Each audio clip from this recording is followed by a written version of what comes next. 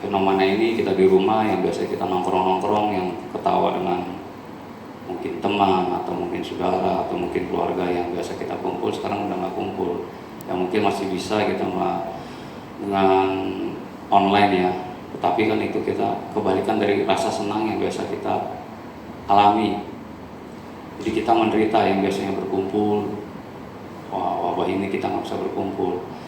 Biasanya kita bisa mungkin beramai-ramai, ketemu di mana, makan di mana, atau mungkin melakukan kesenangan bernyanyi, melakukan sebuah kesenangan aktivitas untuk jalan-jalan, atau mungkin kita lagi mau berfantasi seperti ke Dufan, itu pun sudah tidak bisa ya. Jadi kebalikan dari senang, kita menderita. Nah, seperti dengan penderitaan ini sebenarnya memang ada sebabnya. Sebabnya ada asal mulanya.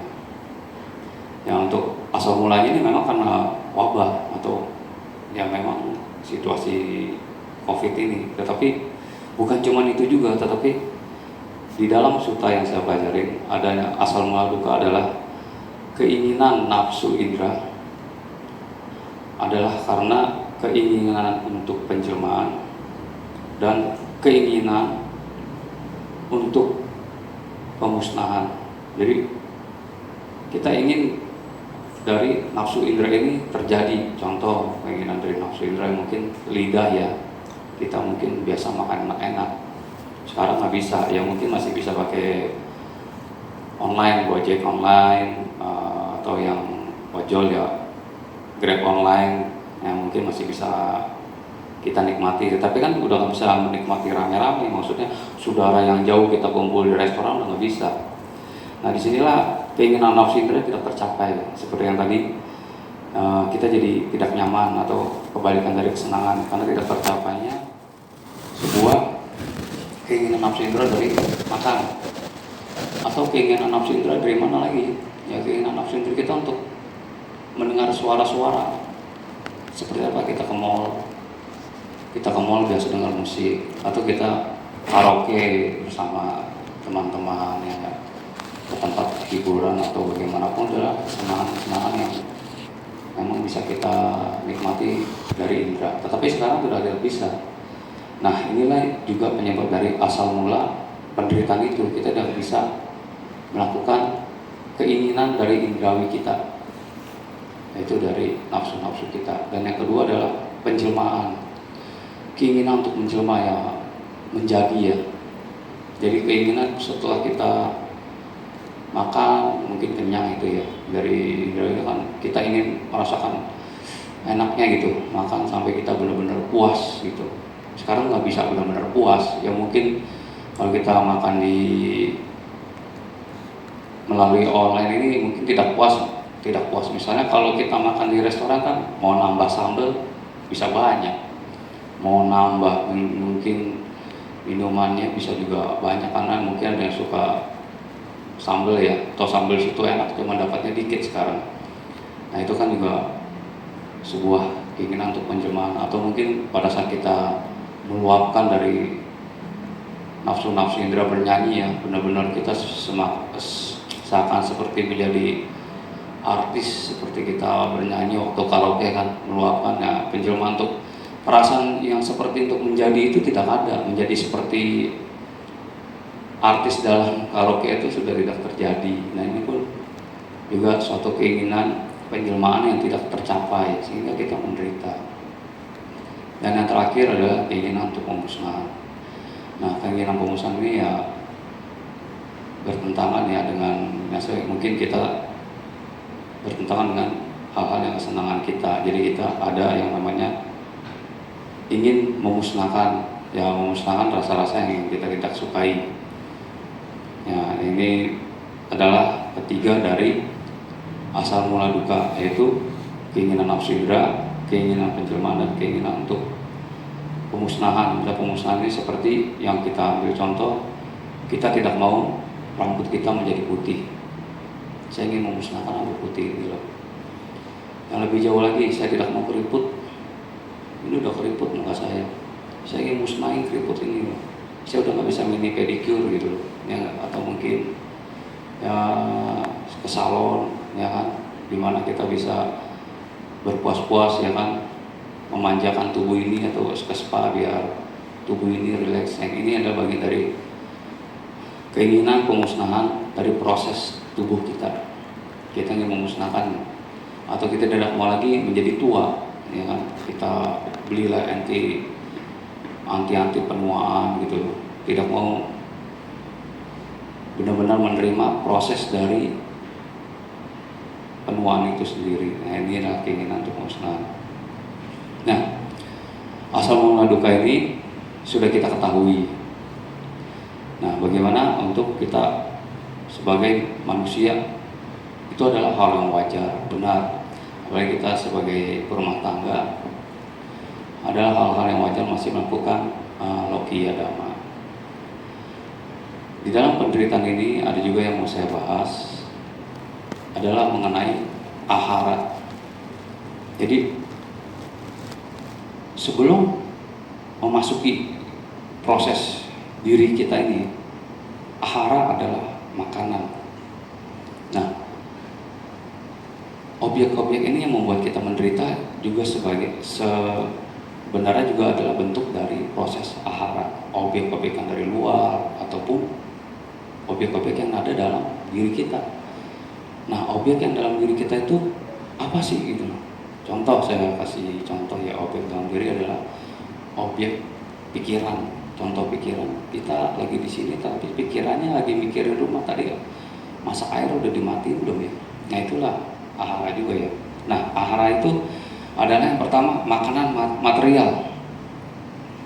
Nah, makanan material ini seperti tadi ya, mungkin nasi ataupun lauk pauk ya, ataupun minuman. Nah, ini adalah makanan-makanan dari material yang untuk menunjang tubuh. Seperti tadi, kita tidak mau menderita penuaan, maka yang kita perlu adalah makanan anti aging, ya enggak, untuk tidak tua gitu. Nah, apabila kita tidak mendapatkan makanan ini, gejolak penderitaan akan muncul. Karena apa? Tidak terpuaskannya sebuah keinginan ahara dari makanan jasmani.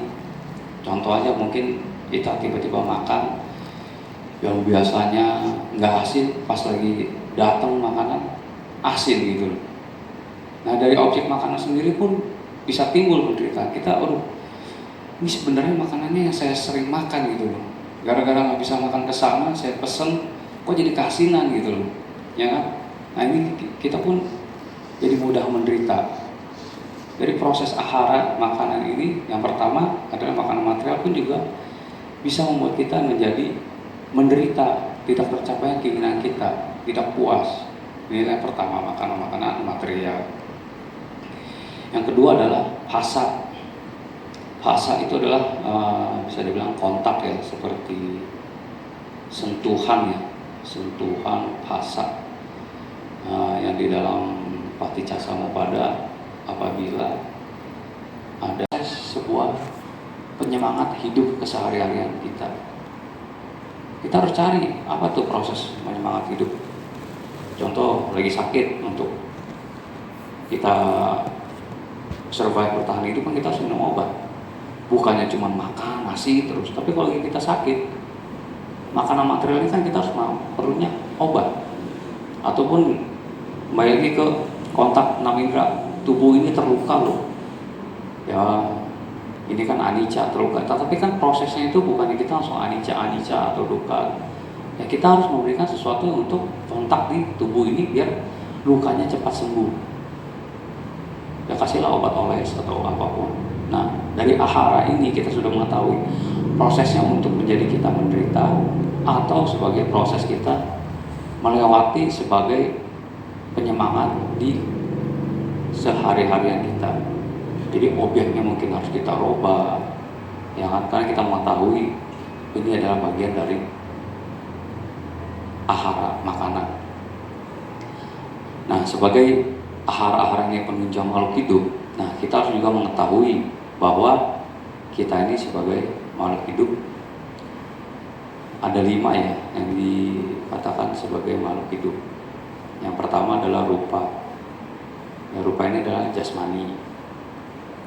Nah, dari jasmani ini pun bisa menimbulkan penderitaan yang tadi kita bahas, bahwa tidak suka dari telinga mendengar suara yang tidak menyenangkan, ataupun kenangan dari musik-musik yang masa lalu bersama dengan mantan-mantan kita, ataupun suara bising-bising knalpot ini dari telinga, ataupun dari mata kita melihat sesuatu objek yang tidak menyenangkan. Mungkin kita teringat akan kenangan pahit bersama seseorang, ya kan, dari mata. Nah, sebagai makhluk hidup, ini adalah proses dari rupa menuju ke penderitaan. Memang ada pada rupa. Nah, rupa-rupa ini bisa menimbulkan penderitaan juga karena ketidaknyamanan dan ketidaksesuaian dari kesenangan. Jadi mudahnya menderita ini juga memang dari proses rupa, dari mata, hidung, telinga, mulut, tubuh, dan objek-objek indrawi yang ada di dalam pikiran. Setelah dari rupa dan jasmani ini, ada proses namanya nama. Nama adalah batin. Batin yang terdiri dari 4 yang membuat kita sebagai makhluk hidup. Yang pertama adalah perasaan. Nah, perasaan ini pun juga bisa menjadi biang dari penderitaan. Kita tidak suka, ya, perasaan tidak menyenangkan, perasaan yang menyakitkan. Nah, kenapa perasaan ini ada dalam diri kita? Karena ini memang satu kesatuan dari makhluk hidup. Ada yang nama dan rupa. Rupa adalah jasmani, dan nama ini yang pertama adalah wedana, perasaan. Nah, perasaan ini pun juga bisa menjadi sarangnya kita menikmati penderitaan kita, dan juga kita menjadi mudah menderita. Setelah dengan nama dan nama, mungkin ada pencerapan, mengingat. Nah, proses mengingat ini seperti apa yang tadi ya yang saya coba bahas. Mengingat ini ada di indera pikiran. Mungkin jasmani dan diri kita lagi di sini, tapi kita ingat, ya, tadi rupa saya udah gembok belum, ya? Yang proses mengingat kita. Atau mengingat tadi yang prosesi mantan, karena ada lagu bahwa mantan dulu menyakiti saya seperti apa gitu, ya. Dia sudah mengelabui saya gitu. Nah, itu adalah proses sanya, mengingat, mencerap, mengingat. Nah, dari mengingat ini pun menimbulnya penderitaan, tetapi bukan hanya penderitaan. Pencerapan rasanya ini juga bisa menimbulkan sesuatu yang menyenangkan. Ya, seperti kita mengingat sesuatu perbuatan baik kita, atau kita mengingat kebaikan orang lain pada diri kita. Sah-sahnya ini terserah kita mau berdiri atau berada di posisi mana. Apakah kita memang mau mengingat yang menderita sehingga memang kita menjadi menderita, atau kita balikan bahwa proses ini menderita loh, kita balikan objeknya. Kita hanya mengingat kenangan yang baik-baik dari orang itu, walaupun sejahat-jahatnya orang atau perilaku makhluk lain yang sudah melukai kita, pasti ada sisi baiknya yang pernah mereka lakukan kepada diri kita. Nah, itu pun proses dari sanya, mengingat. Yang ketiga adalah sangkara. Ya, sangkara adalah bentuk-bentuk pikiran kita. Ya, bentuk-bentuk pikiran ini kurang lebih seperti mengingat, ya, bentuk-bentuk proses pikiran, kembali ke masa lampau, ya kan, kembali ke, atau kita menginginkan masa depan. Semoga masa depan saya seperti ini di tahun 2020, masa depan saya lebih bagus. Ternyata tidak sesuai dengan terjadinya wabah ini, tidak sesuai, atau bentuk-bentuk pikiran kembali ke masa-masa yang dimana sebelum wabah ini terjadi. kita mengingat dan menginginkan hal-hal itu, tapi tidak bisa kita rasakan. Nah, ini pun juga proses dari timbulnya menderita. Nah, dari prosesnya bentuk-bentuk pikiran ini semua kita bisa alihkan. Ya, kita kalau memang seorang Buddhis yang sering meditasi, ya kita alihkan saja. Ya, kita alihkan dengan sesuatu yang positif. Dengan sesuatu yang positif, atau melihat sesuatu yang belum pernah kita kerjakan, kita kerjakan. Sehingga kenangan-kenangan atau bentuk-bentuk yang memang masa lalu dan masa depan ini yang sudah ataupun belum terjadi tidak kita hiraukan, tetapi benar-benar awareness. Ya, kita di saat ini, ya di saat ini apa? Ya lagi berdamai, atau kita berdampingan dengan virus ini gitu loh, dengan COVID ini. Kita harus pakai masker, kita harus pakai lagi face shield, ya kan? Kita harus menjaga proses kita dengan cuci tangan. Walaupun kita memang jauh dari kerjaan, tetapi yang masa ini mungkin bentuk-bentuk pikiran ini kalau kita alihkan, ya biasanya kita sibuk dengan kerjaan kita. Sekarang kita mungkin tidak menikmati yang di saat ini. Yang di saat ini mungkin contoh lagi di rumah, ya mungkin waktu-waktu dengan keluarga yang dulunya hilang, maksudnya pulang pergi jam 8, pulang jam 8. Loh, kenapa pulang jam 8? Kan kantor pulang jam 5, ya kan macet ya. Macet bisa 2 jam, 3 jam. Nah, dari 12 jam itu kita di rumah. Karena kita kurangnya kesadaran, kita benar-benar tidak menikmati apa yang di saat ini. Hanya mengingat masa, wah dulu nggak ada wabah, kita bisa AB atau begini, begitu, begono ya. Tapi kita asik dengan masa lampau yang tidak kita nikmati, sehingga tidak benar-benar sadar bahwa di saat ini saya bersama keluarga saya bersama anak saya, atau mungkin saya bersama dengan orang tua saya yang sudah renta, atau saya di saat ini saya sedang bersama lingkungan warga, ya dimana lingkungan warga ini yang dulunya kita acuh tak acuh, tapi kita bisa menikmati awareness sehingga membangun di dalam lingkungan warga, sehingga kita bisa lebih aktif. Warga pun mulai mengenal kita. Atau yang di dalam keluarga yang dulunya mungkin anak tahunya kita pulang beres-beres rumah, tidur.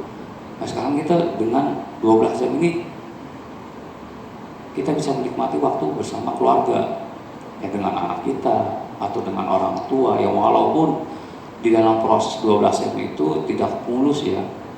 Pasti ya namanya anak-anak suka bikin ulah, namanya orang tua yang mungkin juga sering ada hal-hal yang mereka merasa menang sendiri. Tetapi apabila kita memang menikmati waktu awareness, sadar di saat ini, tidak mengejar yang masa depan. Seharusnya kalau nggak ada corona udah jalan-jalan ke luar negeri nih, ya ke luar negeri nih kan sama keluarga juga. Tetapi Anda lupa di saat ini Anda kan sedang bersama keluarga. Anda melupakan itu. Karena apa? Anda tidak sadar. Tidak sadar, ya, ini bagian dari namanya. Tidak sadar di saat ini. Sehingga Anda kehilangan waktu yang seharusnya Anda nikmati di saat ini.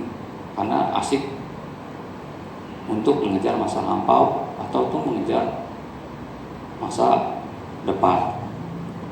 Dan yang keempat, bagian dari nama adalah kehendak batin. Ya, kehendak batin ini pelengkap dari kesadarannya. Setelah kita mengetahui bahwa wabah ini ada di sini, kehendak batin kita bergejolak gitu, tidak mau menerima, tidak mau, niat ini tidak mau ya, tidak mau menerima kenyataan dari proses wabah ini. Kita melawan dengan segenap ya memang melawan ini. Saya ambil contoh mungkin banyak teman-teman yang teman-teman sedama yang di rumah atau yang dirumahkan memang melawan dengan bekerja lebih giat di luar ya. Yang itu sebuah kehendak batin untuk melewati masa wabah ini, tetapi janganlah kita terlalu benci dengan wabah ini, karena kehendak ini akan menimbulkan penderitaan kita karena kita membenci situasi ini. Memang kehendak untuk menjadi lebih baik itu diperlukan, tetapi ini adalah para dewa,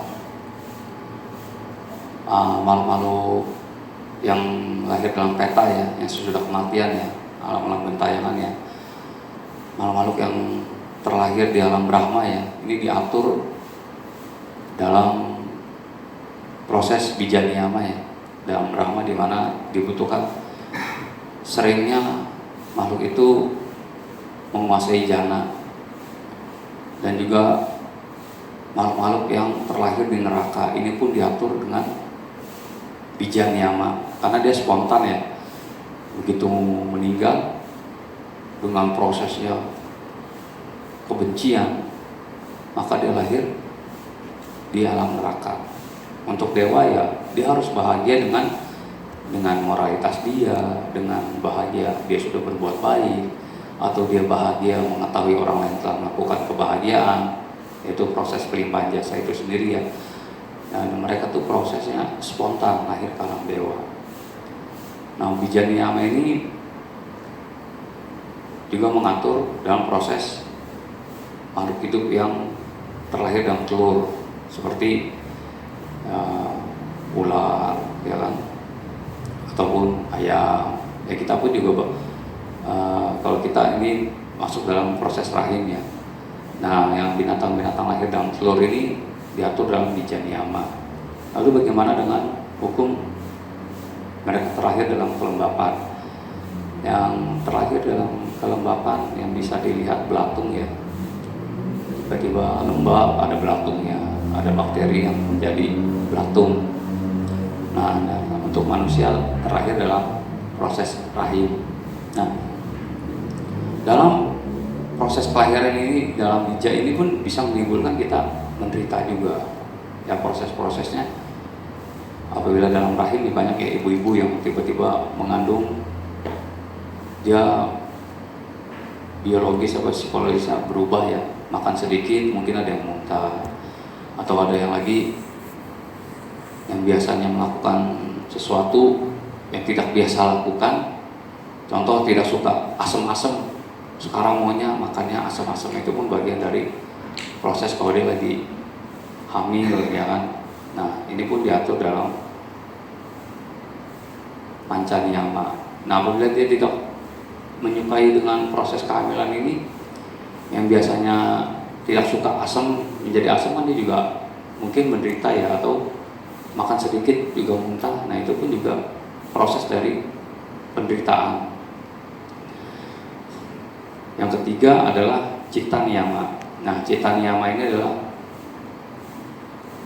hukum alam yang mengatur proses-proses pikiran yang lebih tinggi. Contoh cita niyama ini berhubungan dengan abinya yang saya ketahui, yaitu mukjizat-mukjizat yang dilakukan oleh para pertapa yang menguasai jana-jana ya. Mungkin dia bisa menyelam bumi ya, atau berjalan di udara ya, atau proses dia dari satu menjadi banyak. Nah, ini adalah dari panca niyama yang ketiga. Dan yang keempat adalah kama niyama itu sendiri. Nah, penderitaan ini juga bisa timbul karena proses dari kama kita, yaitu kita tidak tahu perbuatan lampau apa yang membuat kita menderita. Tetapi ini ada memang berkaitan dengan kama. Sang Buddha kan juga menjelaskan bahwa kama adalah benihnya. Lalu seperti dengan hukum bija niyama itu sendiri, apabila benih ini ditanam di tanah yang gersang, kekurangan air, kekurangan matahari, maka prosesnya pun akan menjadi sulit untuk berkembang. Begitu juga karma kita yang hari ini menerima proses mengalami wabah ini, apabila kita kondisikan dengan kurangnya lagi semangat dan pengetahuan, maka kita akan benar-benar menikmati penderitaan kita karena proses ini. Ya kita kembali selalu menyalahkan, inilah karma saya, inilah karma. Memang ujung-ujungnya karma. Tetapi apabila Anda tidak membuat matangnya karma buruk itu, buahnya nggak akan jatuh. Contoh, matangnya karma buruk gimana? Ya perbuatannya buruk, tangannya berbuat buruk. Benihnya udah ada nggak? Ya udah ada. Tetapi kita tidak mungkin menelusuri untuk karma masa lampau kita, karena apabila kita menelusuri karma masa lampau kita, itu adalah bagian dari acintaya karma ya, bahwa proses-proses yang acintaya karma ini apabila umat-umat awam ingin mengetahuinya akan menimbulkan kegilaan. Nah, apabila kita mati, memang prosesnya ini adalah bagian dari hukum karma, perbuatan karma kita masa lampau. Tapi jangan kita kondisikan semakin lebat buahnya dari perbuatan, ya perbuatan jasmani. Yang kedua, ya perbuatan mulut kita, ucapan kita mungkin kasar, atau ucapan kita ini memfitnah. Nah, itu kita akan mematangkan kondisi karma buruk kita. Ya karma buruk yang misalnya koneksi-koneksi kita yang mungkin kita kenal, tiba-tiba kita memfitnah. Nah, proses itu kan akan menimbulkan ketidakpercayaan dari koneksi kita. Memang sudah ada karma kita kenal dengan orang-orang ini menjadi koneksi kita, entah itu baik atau buruk, tapi kita kondisi dengan sesuatu yang buruk. Nah, pada saat kita terima yang buruk, kita cuma bilang, oh ini kan dari karma masa lampau. Benar, karma masa lampau yang beberapa hari yang lalu kamu melakukan perbuatan buruk, bukan karma lampau yang kita tafsirkan sebelum kelahiran loh, karma lampau inilah akhirnya berbuah loh, atau di beberapa kelahiran yang dulu akhirnya berbuah loh. Tidak harus seperti itu, tidak harus menunggu beberapa kelahiran. Dalam seminggu, sebulan, setengah tahun, setahun, 2 tahun, kita kondisikan karma buruk ini dengan perbuatan ucapan yang memang yang buruk, akhirnya berbuah. Orang-orang yang sekitar kita mulai lagi tidak mensupport kita. Nah, ini adalah bagian dari karma niyama, yang dimana kalau kita mengkondisikan sebuah karma-karma yang memang baik, itu kita kondisikan dengan ucapan baik, perbuatan baik. Ya, pada saat-saat wabah ini banyak juga orang-orang yang mulai membagikan, yang saya lihat di jalanan membagikan nasi-nasi bungkus ya. Entah itu ada yang dari pihak makanan tertentu, ada dari organisasi tertentu, dan juga pemerintah juga mulai membagikan yang namanya beras-beras itu ya, yang dari presiden. Itu kan juga bagian dari perbuatan karma baik yang berbuah. Nah, apabila kita mengkondisikan karma baik yang nggak tahu dari berapa kelahiran, atau kelahiran kemarin, ataupun dari 5 tahun yang lalu, setahun, setengah tahun, atau bulan kemarin kita melakukan yang baik, ya kita kondisikan karma baik itu berbuah, akhirnya kita bisa menikmati di masa-masa sulit ini ya masih bisa terlewat. Walaupun 3 bulan lalu sudah benar-benar hopeless, tapi kita masih survive. Nah, itu bagian dari karma baik kita, walaupun harus utang sana sini ya. Nah, itu pun bagian dari proses karma baik. Masih ada orang yang percaya mau kasih kita utang. Nah, ini karma niyama ini memang bagian dari hukum panca niyama. Nah, setelah karma niyama ada namanya dhamma niyama, itu fenomena